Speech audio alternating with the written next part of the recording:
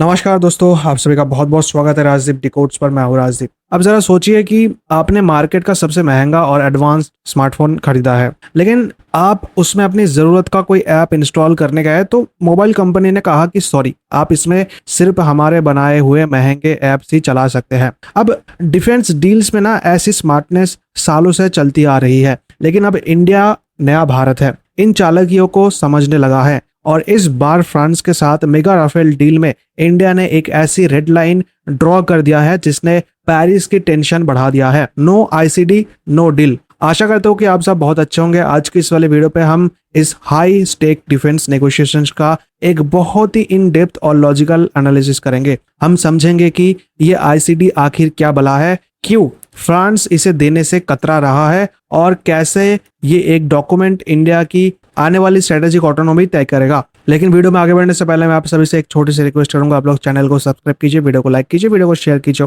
और कोई कमेंट है तो कमेंट बॉक्स में बताइए। देखिए, सबसे पहले ना हमें समझना होगा कि इंडियन नेवी के एयरक्राफ्ट कैरियर आईएनएस विक्रांत के लिए 26 राफेल मारीन फाइटर जेट्स की मेगा डील चल रही है। ये डील मल्टी बिलियन डॉलर्स की है और दोनों देशों के बीच लगभग फाइनल स्टेज में है। लेकिन यहाँ एक बहुत ही बड़ा टेक्निकल और स्ट्रेटेजिक पेज फंस गया है। आईसीडी यानी इंटरफेस कंट्रोल डॉक्यूमेंट। आसान भाषा में समझे तो फाइटर जेट एक उड़ता हुआ सुपर कंप्यूटर होता है। उस फाइटर जेट पर जब कोई मिसाइल लगाई जाती है तो जेट के रडार और कंप्यूटर को उस मिसाइल से बातचीत करनी पड़ती है, मतलब कम्युनिकेट करनी होती है। ये कम्युनिकेशन जिस सॉफ्टवेयर या प्रोटोकॉल के थ्रू होता है उसे इंटरफेस कंट्रोल डॉक्यूमेंट कहते हैं। इंडिया की स्टेट डिमांड ये है कि हम आपसे राफेल जेट्स तो खरीद रहे हैं, लेकिन इस जेट का सिस्टम में हमारे स्वदेशी मतलब इंडिजिनियस हथियार जैसे एस्ट्रा, बीवीआर और ब्रह्मोस इंटीग्रेट होंगे। इसके लिए फ्रांस को डैसोल्ट एविएशन का आईसीडी यानी सॉफ्टवेयर मास्टर की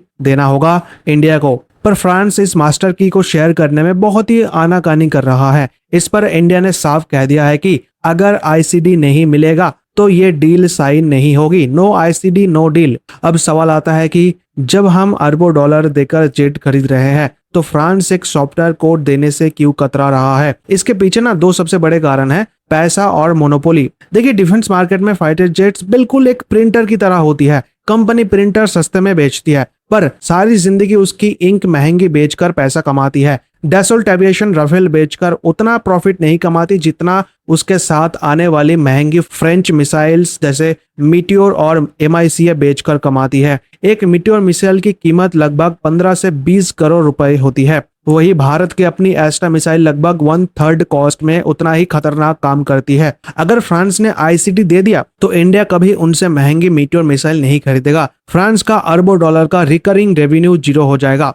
आईसीडी शेयर करने का मतलब है कि राफेल के मिशन कंप्यूटर का आर्किटेक्चर डीआरडीओ के सामने एक्सपोज होना। फ्रांस को डर है कि इससे उनकी प्रोप्राइटरी टेक्नोलॉजी लीक हो सकती है। अब यहाँ पर आपका क्वेश्चन हो सकता है, ठीक है बट इंडिया इतना अड़ा क्यों है, क्यों इंडिया को आईसीडी चाहिए ही चाहिए? देखिए, इसे एक रियल वर्ल्ड सिनेरियो से समझते हैं। देखिए, रशिया यूक्रेन युद्ध ने दुनिया को एक सबक सिखाया है। आजकल युद्ध दिनों में नहीं सालों तक चलते हैं। ऐसे लंबे युद्ध में सबसे पहले जो चीज खत्म होती है वो है मिसाइल्स। अगर कल को हमारी टू फ्रंट वॉर होती है और हमारे राफेल जेट सिर्फ फ्रेंच मिसाइल पर डिपेंडेंट रहती है तो वॉर के बीच में जब हमारा स्टॉक खत्म होगा, हम पेरिस फोन करके ये नहीं कह सकते कि भैया कल सुबह तक 100 मीटियोर मिसाइल भेज देना। फॉरेन सप्लाई चेन्स वॉर के टाइम पर ब्लॉक हो जाती है या तो ब्लैकमेल किया जाता है उस टाइम पर। लेकिन हमारे पास आईसीडी है और राफेल पर हमारी अपनी एस्ट्रा मिसाइल इंटीग्रेट हो चुका है, तो डीआरडीओ और हमारी प्राइवेट डिफेंस कंपनीज 24/7 फैक्ट्री चलाकर हजारों एस्ट्रा मिसाइल बना सकते हैं।